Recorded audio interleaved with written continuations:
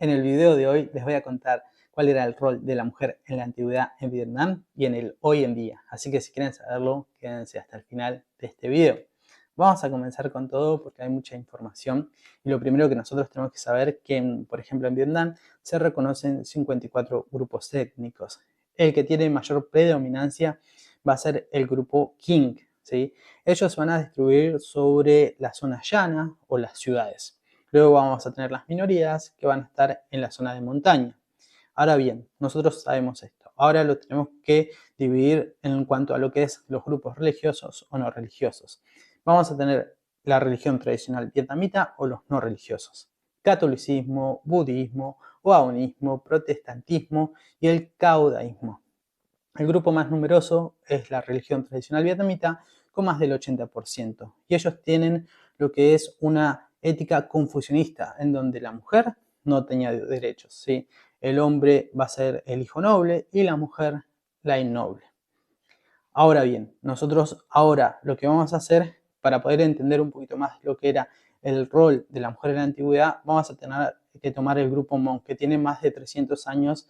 Ellos provienen de China, luego van a expandirse, Malasia, Tailandia, etc.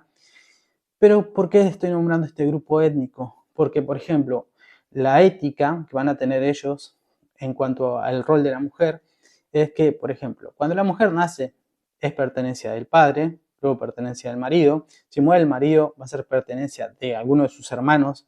Si uno de estos hermanos está casado, tiene derecho a casarse con una segunda esposa. Y por último, si esta mujer quiere la libertad, va a tener que pagar por esa libertad.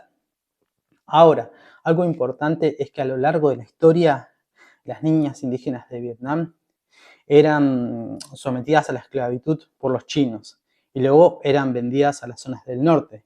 De ahí la importancia de casarse jóvenes. Una vez que estaban casadas, entre los 20 y 27 años de edad, ellas ya prácticamente lo único que tenían que hacer es dedicarse a la casa y al cuidado de los niños, mientras que los hombres tenían que salir a trabajar a las fábricas, poder hacer los estudios, vamos a decir, secundarios o terciarios, eso va a depender del poder adquisitivo de cada familia.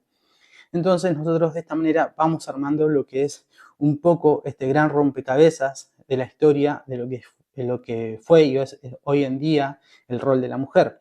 Pero aquí va a haber algo muy importante, que es en el año de 1955-1950, cuando es la guerra de Vietnam, en donde la mujer va a tener un papel muy importante a favor de la defensa del país, ya que, por ejemplo, ellas estaban a cargo de lo que eran las guardias, las patrullas, hacían de espías, agentes propagandistas, también agentes secretos, reclutaban militares. Entonces, esto, la verdad que, digamos, le dio un papel mucho más importante a la mujer.